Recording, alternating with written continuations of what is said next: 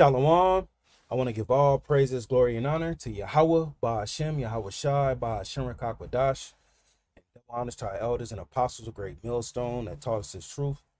Peace, love, and salutations to the hopeful like Akim, teaching and preaching his truth with all righteousness and sincerity. This is like I was taught. Today's lesson is entitled Fears of Global Food Catastrophe Grow, and Lord willing, you be edified through the spirit and power of Yahweh Ba'ashem Yahweh Shai, which are the true names of the Heavenly Father and his beloved Son in the Paleo Hebrew.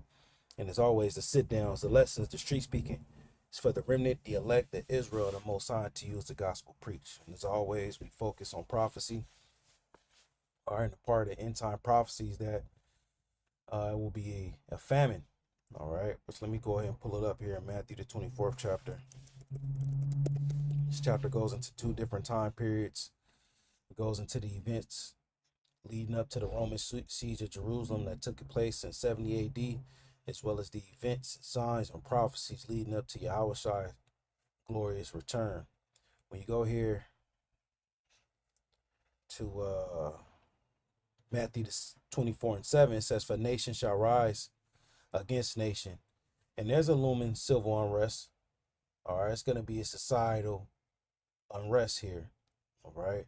Once people notice that their basic necessities is hard to get, whether it's tampons, whether it's medicine, whether it's food, whether it's gas, all right, people's gonna take matters into their own hands, invading one another, all right, a lot of strong arm robbery for the lack of bread and for the thirst of water, all right, and then ultimately, as these nations see that the government is corrupt, the political system is corrupt, it's controlled. All right, people's gonna come up against their mayors, their governors, their politicians. It goes into that in 2 Esdras 15. It says, "In kingdom against kingdom, and there shall be famines," plural, different countries, different areas, and pestilences, plural, different variants, different strains, and earthquakes, natural disasters, and diverse places, different places. All these are the beginning of sorrows. So, all right, these are some of the events that the Lord foretold us to happen here in these last days. And as we stand upon our watch and we looking at the articles and news and geopolitics and war news and technology, it lets us know how close we are into the end. All right. So let's go into this word famines here. Goes back to the Greek word limos. Scarcity of harvest, famine, scarcity of food, famine, hunger, a dearth, scarcity of food. All right, which brings us to our article from Al Jazeera. It says, as Iran crisis drags on, fears of global food catastrophe grow. All right, and this was released on the 21st. Okay, it says, while global food prices have risen modestly so far, the full impact of the conflict has yet to be felt, analysts say. And I've been seeing, man, at the grocery store, prices is jumping. Just last week I was speaking on how I used to get this particular yogurt, Oikios, I think it's called, or pronounced Oikios. All right, and at the particular grocery store I was at, it was 66 cents for one. I went today and the shit was $1.44. Did you believe that? 144. All right. And prior to that, it was 120. So from 66 cents to what, $1.46, that's over 100% rise in a week. And that's just on yogurt. Okay. It says, let's go ahead and get into this article. It says, in the nearly 2 months since the start of the Iran war, prices for fuel and fertilizers have surged worldwide. The question now preoccupying economists and policymakers is when and how hard the fallout will hit the cost of food. All right. It says analysts are in broad agreement that the true impact of the conflict has yet to be felt. Due to the lag between rising agricultural input costs and higher prices on shelves, they also agree that the severity of the fallout largely hinges on how long disruption to shipping continues in the Strait of Hormuz, because in the Strait of Hormuz, it deals with 20% of the world's oil passes through there, as well as a large percentage of the world's fertilizer pass through there. Iran is the gas station of the world, okay? And other, vital things pass through that strait for the well-being of infrastructure and agriculture. So this situation in the so-called Middle East, which is Western Asia, is finna be a heavy impact on the global markets as well as the food supply. All right, let's keep reading, man. It says they also agree that the severity of the fallout largely hinges on how long disruption to shipping continues in the Strait of Hormuz, which normally carries about 1/3 of the global seaborne fertilizer and 1/4 of seaborne oil. Seaborne meaning ship containers traveling on the sea.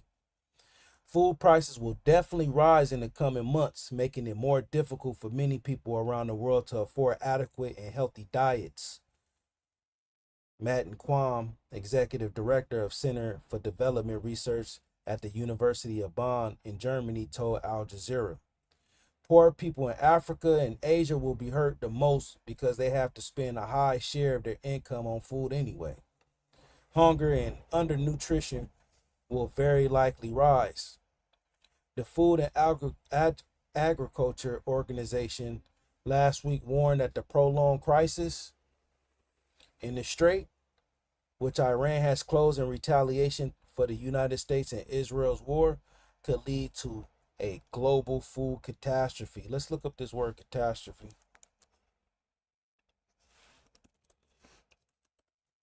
Catastrophe. Let's go ahead and put meaning.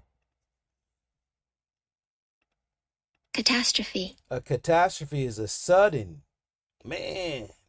Come on now, that's second address right there. Prophecy speak about, is it 8? Let's do it like this. I know it's in second address, but I want to get straight to it. Suddenly.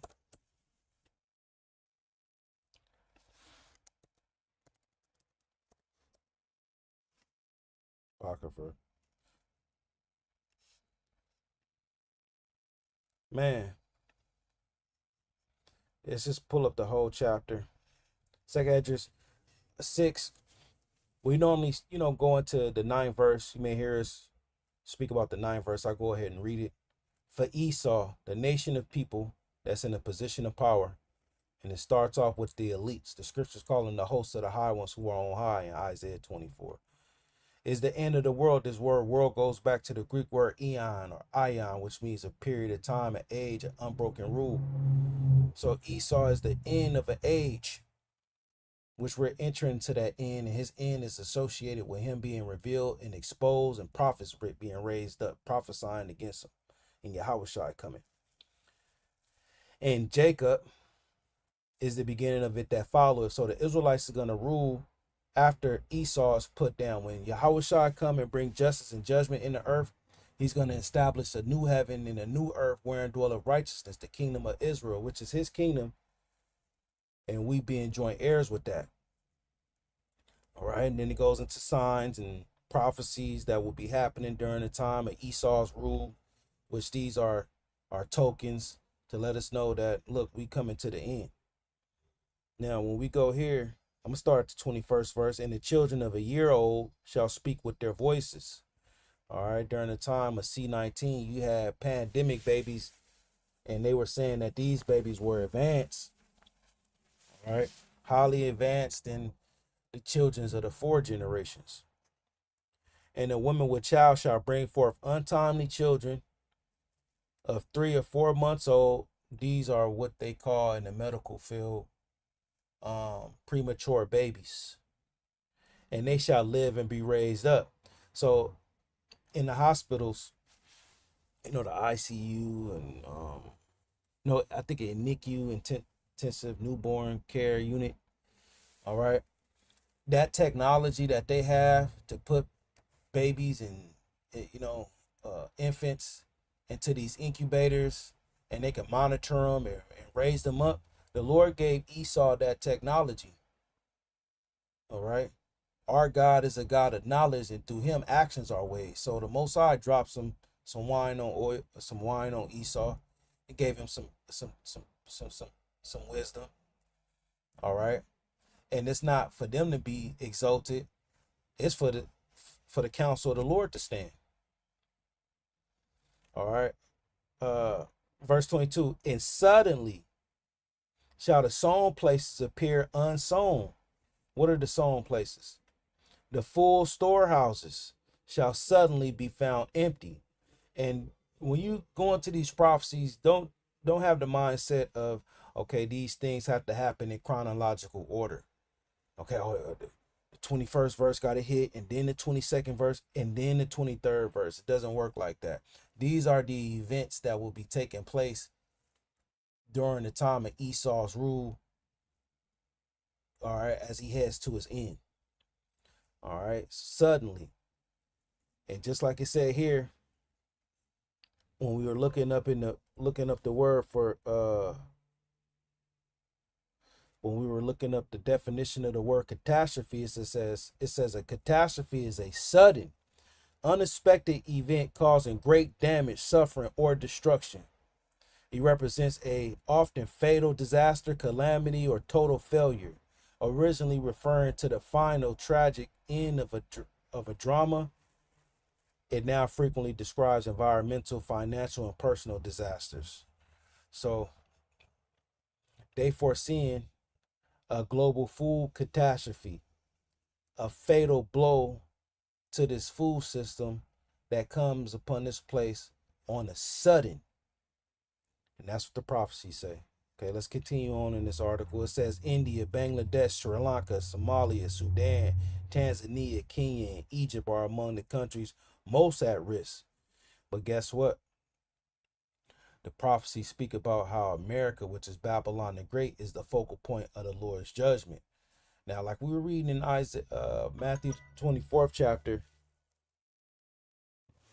as we were reading in Matthew the 24th chapter, spoke about famines in diverse places. These are diverse places. India, Bangladesh, Sri Lanka, that's Southeast Asia. Somalia, Sudan, Tanzania, Kenya, Egypt, that's over there in so-called Africa, or the land of Ham. It says in the analyst last month, the World Food Program said nearly 45 million more people could face acute food shortages, and the conflict continues in the Middle East of the year, and oil prices remain above $100 a barrel. So far, the world has only affected food prices modestly, to an extent that has surprised some observers. It says global food prices rose 2.4% last month compared with February, according to the FAO's food price index. All right, then they go into the intricacies. We got the gist. All right.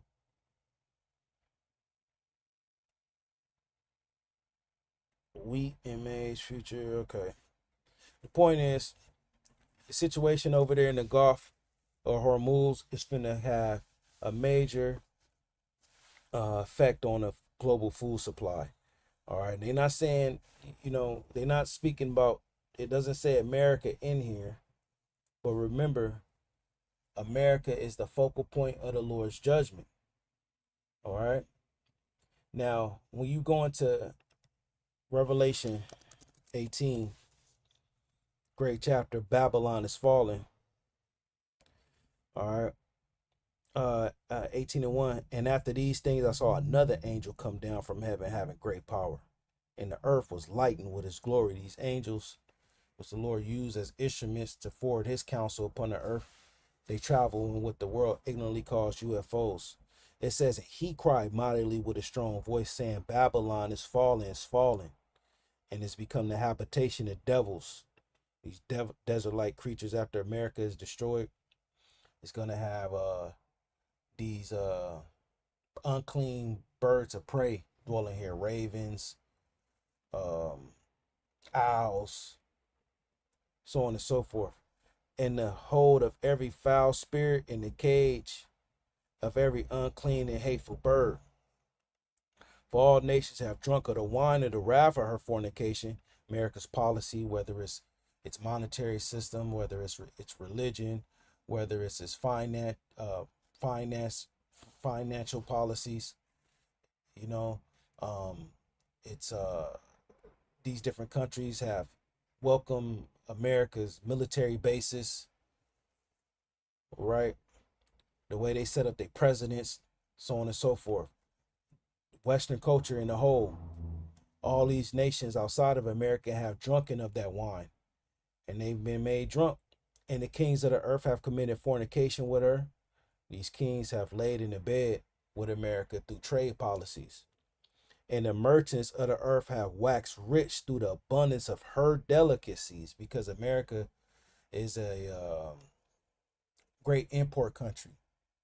And the way this system runs is if everyone is in debt. That's how this money makes sense here. So they pride themselves on delicacies, having all these great things, all these nice cars, all these building materials for these houses. It's the stuff needed to build up these infrastructures and these buildings and these schools. All this stuff comes from other countries, on top of fuel, on top of agriculture and fertilizer and so on and so forth.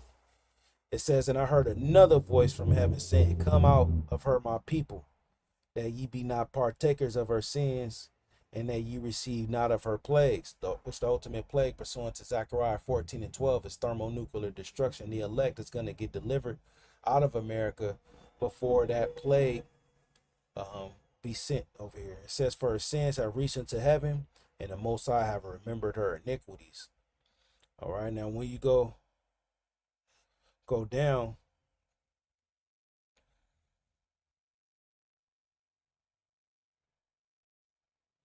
verse 8, therefore her plagues come in one day, death and mourning and famine. See what I'm saying? See how the prophecy's hidden about Babylon? Babylon is going to have a famine here. Now we understand that the powers that be, the global elites, the Edomites, chiefly Amalek, all right, this famine is going to be an orchestrated famine.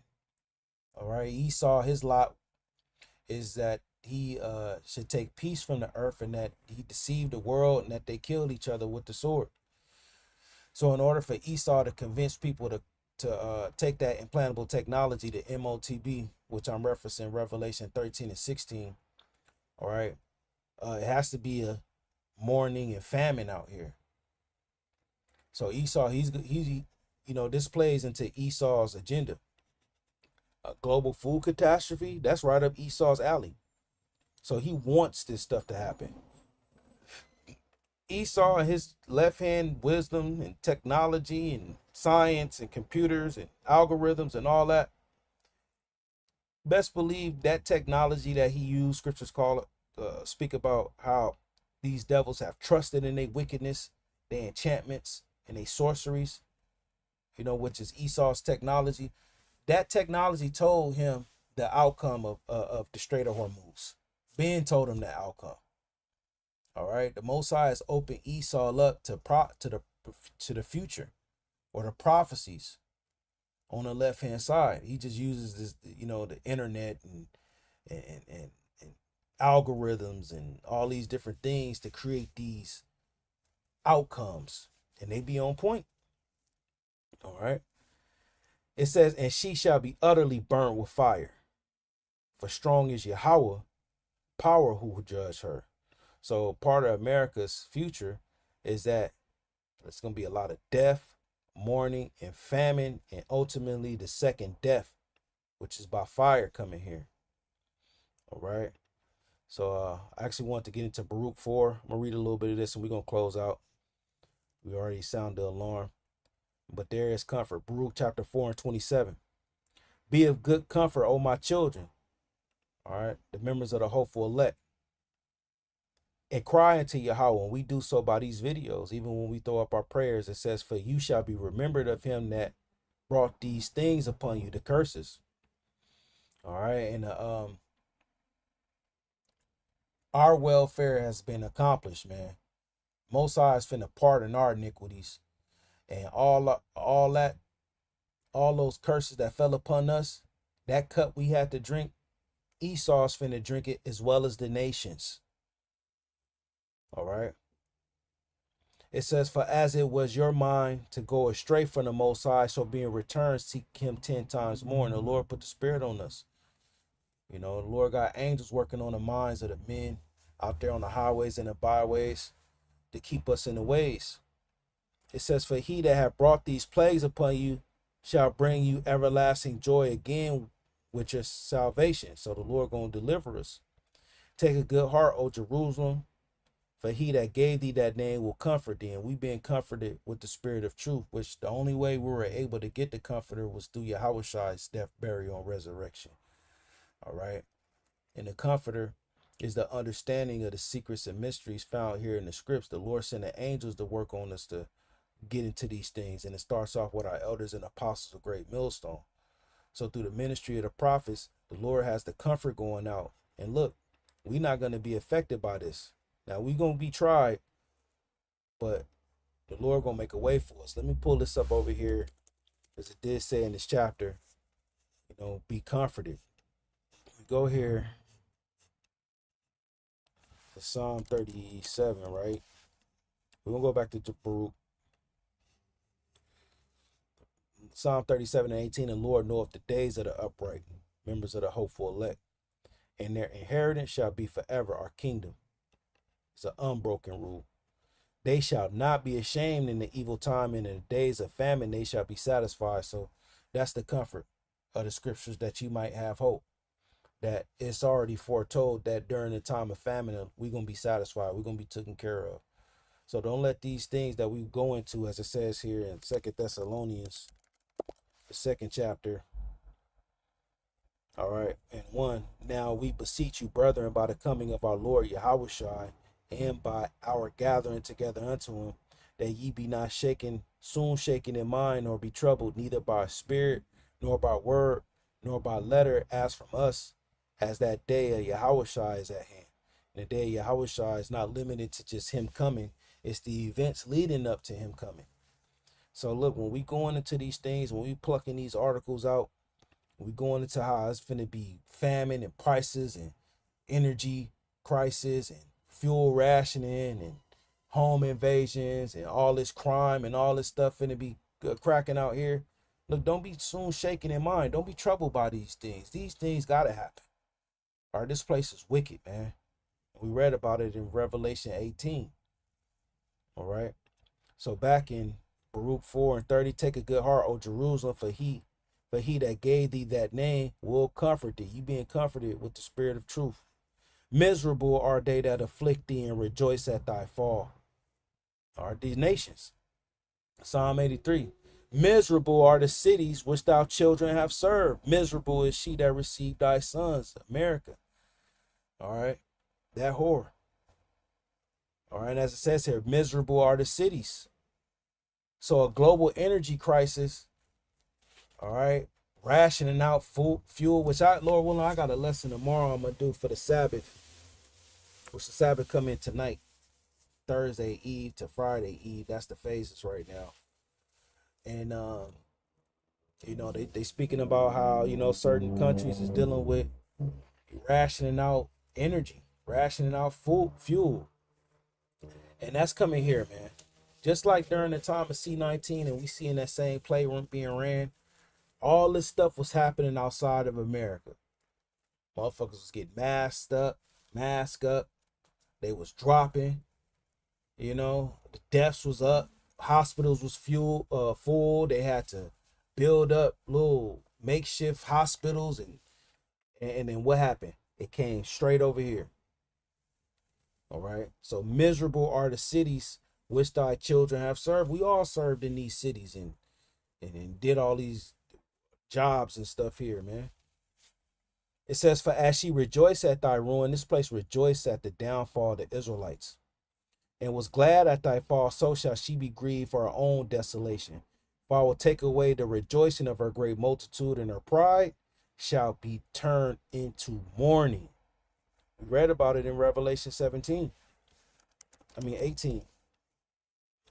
All right. Revelation 18:8. Therefore shall her plagues come in one day, death and mourning and famine. This place is gonna mourn. And it's mourning now. Just pull up the TikTok and the Instagram videos of people complaining about capitalism, jobs, all right, food, gas. The Lord is already taking the rejoicing of her great multitude. Meanwhile, all this stuff is happening, and niggas is talking about Usher and Chris Brown concerts, man, and how summer is right around the corner. That's why the Lord is finna come on these people as a thief in the night. He's gonna come upon these people when they least expect it, because they not watching, they distracted. Meanwhile, articles is coming out talking about some fears of food catastrophe is growing. People's stomachs finna be touching their back out here in a minute. It says, for fire shall come upon her from the everlasting. That same fire is a fire that we read about in Revelation 18:8 in the middle. And she shall be utterly burned with fire. Baruch saw the vision of America. Long to endure. Back in Baruch 4:35, for fire shall come upon her from the everlasting, long to endure, and she shall be inhabited of devils for a great time. Links up perfectly with Revelation 18:2, and it's become the habitation of devils. Baruch, or Baruch in the Hebrew, which means blessing, he was a scribe of Jeremiah during the time of the kings going into the Neo-Babylonian Empire. Back in Baruch chapter 4, verse 36, O Jerusalem, look about thee towards the east, and behold the joy that cometh unto thee from the Most High. All this bad news, right? So-called doom and gloom in these verses. And then look how the Lord do it. He talk about the joy that's coming unto the Israelites. Lo, thy sons come, whom thou sentest away. We were scattered.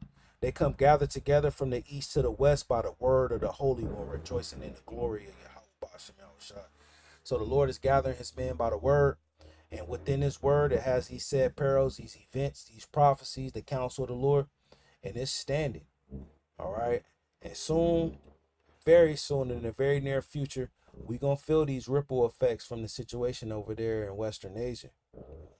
All right. So brace for impact.